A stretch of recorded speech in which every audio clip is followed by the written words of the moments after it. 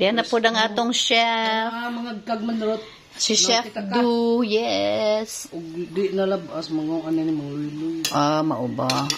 Ano day ng labas to? Mangingo ng iyang kuan. Mangingo ng iyang mga kuan. Ulo. Wow! Fresh na fresh. Ang pusit. Kalami. Luto sa atong imported chef. Chef Du, meets Du. Yan man nga sa atong chef. Meets Du.